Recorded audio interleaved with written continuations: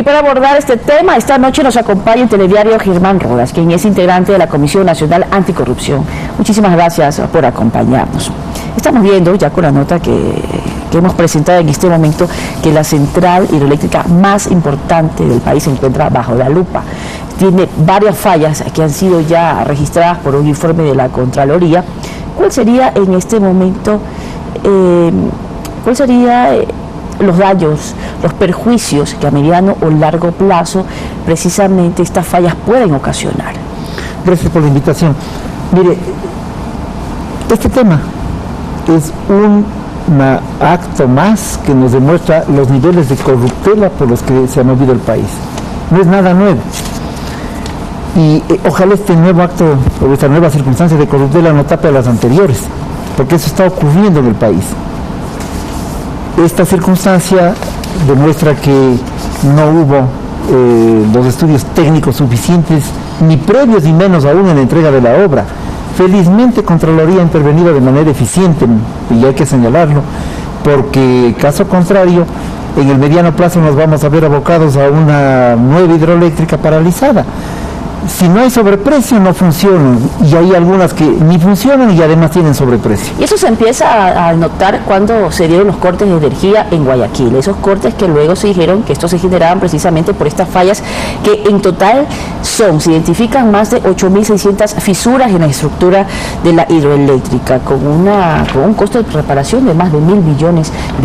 Lo preocupante es de que ya se habían detectado estas fallas en el 2014 y que otra empresa, CSI, había vuelto a ratificar que realmente existían estas fallas en hidroeléctrica en el 2015. ¿Por qué se espera hasta este momento para poder decir de que existen problemas en esta hidroeléctrica? Porque en el 2014 todavía estábamos sometidos a una voz mediática y a la opinión presidencial y de todo el aparato del Correato, que decía que todo es perfecto. Pero estamos bajo, esto es un contrato de una empresa, Sinohidro, si no me equivoco se llama así, el cual no ha cumplido. Estamos hablando de una empresa que gana precisamente esta hora la hidroeléctrica más importante del país, que tiene que estarse pagado del eco o de lo que pueda hacer el gobierno del momento. Estamos hablando de una alta responsabilidad en costo para el Estado y en perjuicios para los ciudadanos.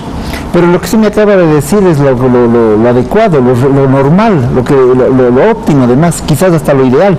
Pero estuvimos en una etapa en la que en todo se metió la mano, de tal manera que a mí no me sorprende lo que está ocurriendo cuando se descubre esta circunstancia. Hay que hacer memoria con todo lo demás, hay que acordarnos de Manduriaco, hay que acordarnos de la refinería del Pacífico, hay que acordarnos de todo aquello. Y tenemos un andamiaje de corruptela en todo. Y una construcción inadecuada que puede llevarnos a una situación de mucha complejidad ya en el manejo de la técnica y de la tecnología para que se nos provea de luz y de energía. Eso es cierto, y usted lo recuerda muy bien las circunstancias que vivimos hace menos de un mes, ¿no?, con los cortes de energía. Ojalá la investigación que está haciendo Contraloría no solamente se quede en la elaboración del cuadro dantesco que se nos vuelve a presentar, sino que además avancemos en la búsqueda de los responsables y sobre todo una sanción que amerite las circunstancias. Sanciones administrativas, porque le repito, estamos hablando de una empresa china, una obra que costó $2.245 millones, que tiene 2 años de operaciones y que ha incumplido en diferentes cosas. Por ejemplo, incumple en un plan de capacitación y entrenamiento para todo el personal operativo, incumple en el campamento de operaciones que debe haberse construido, que apenas tiene un poco más del 70%, esto significa que todo el personal administrativo y operativo tenía que ser trasladado desde las oficinas hasta la hidroeléctrica, con un costo de más de $700.000. Ahora, todos estos costos, todos estos gastos, ¿de qué forma se pueden recuperar o de qué forma se pueden cobrar? Más allá de las garantías que puedan. Es que las garantías son las únicas que van a poderse poner en funcionamiento. Yo no veo otra posibilidad. Porque responsable solamente entonces sería la hidroeléctrica Sinohidro, la empresa que estaba a cargo de la hidroeléctrica Sinohidro. No, las responsabilidades también tienen que ver con quienes han permitido esta circunstancia, que es el Estado ecuatoriano, que es el régimen anterior. Porque en ningún momento se entrega una construcción de una obra tan importante para que las cosas se las vea hacia el final. ¿Cuál es el seguimiento? ¿Cuáles son las auditorías? ¿Cuáles son las veedurías? ¿Cuál es el compromiso del gobernante respecto de ir viendo qué ocurre en la construcción de esta obra? Es decir, el asunto era simple y llanamente la jarana política, la algarabía en la construcción, el anuncio, y hoy estamos mirando un cuadro técnico que nos pone frente a una circunstancia de un deterioro real de la hidroeléctrica. Pero yo me pregunto además, la evaluación sobre los precios, la evaluación sobre los costos, ese es un asunto todavía que hay que afinar y que seguramente esto va a dar pie, esta denuncia, esta circunstancia demostrada por la Contraloría, va a dar pie a una investigación y exige una investigación mucho más profunda. Pero ahora se habla, estábamos escuchando al ministro Carlos Pérez decir de que va a haber una auditoría por parte de una empresa alemana que va a venir, que no va a tener ningún costo porque precisamente forma parte de la empresa responsable, que es Sinohydro. Pero por otro lado, también hay otras cosas que los ciudadanos desconocen, por ejemplo, las pérdidas que se han ocasionado precisamente por no operar la hidroeléctrica más importante del país a su tope. Estamos hablando de que el Estado ecuatoriano, por concepto de ingresos que debía percibir por comercialización de energía, ha perdido más de 27 millones de dólares. El Estado ecuatoriano, ¿quién responde por eso? El Estado ecuatoriano, el pueblo ecuatoriano. Ellos somos los perdedores de este monto, entre otros, y de las reparaciones que habrán que hacerse y de lo que va a seguir ocurriendo hacia el futuro. ¿Quién responde? Mire usted, no es solamente la empresa, pues la empresa china. Son quienes en un contrato hay dos partes, la empresa en este caso y el Estado ecuatoriano. El Estado ecuatoriano se mandó a cambiar.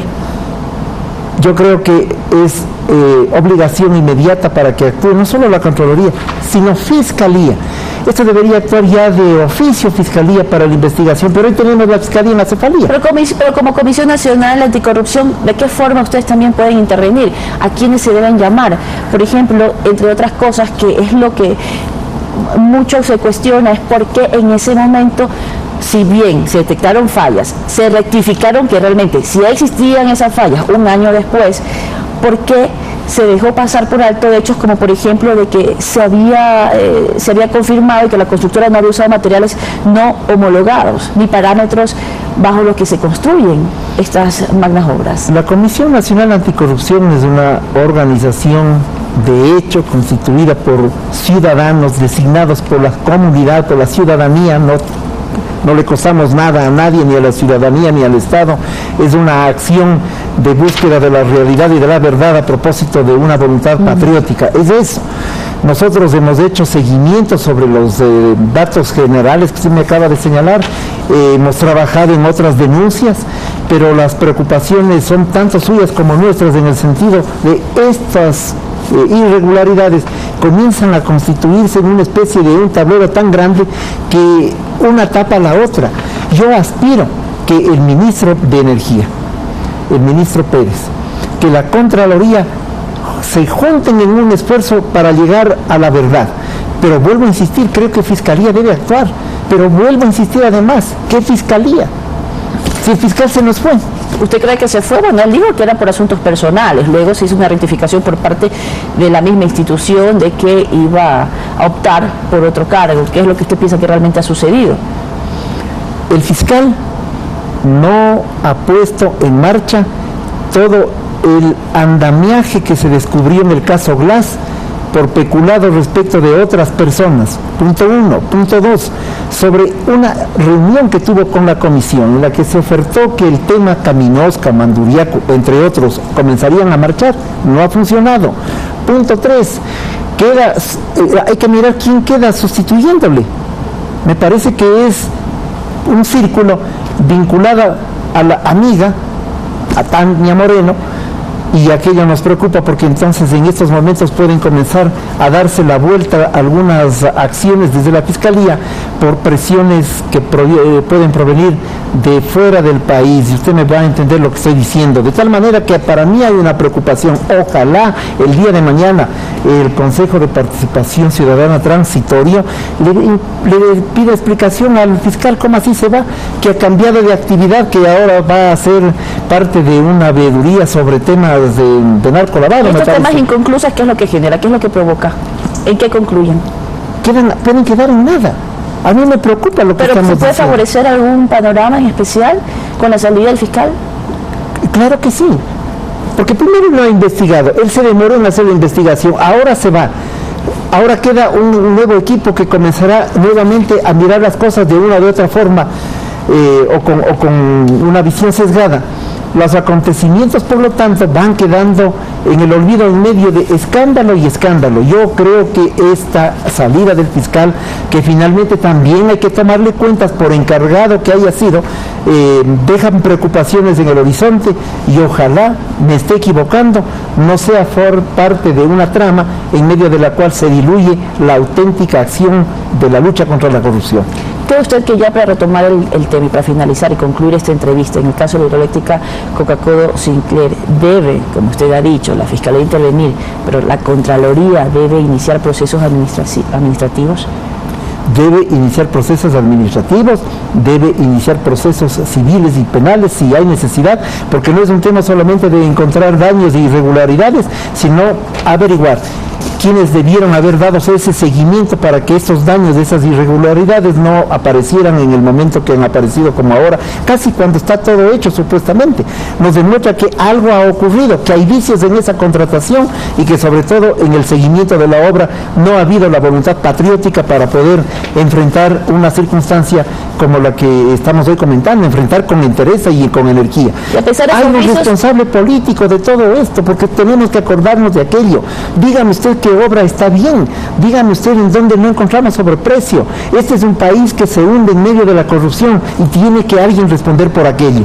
Y a pesar de esos vicios que se han encontrado en hidroeléctrica, también el ministro ha dicho que se ha pedido a la compañía que se emita una nueva garantía y que están esperando a que ésta se ejecute.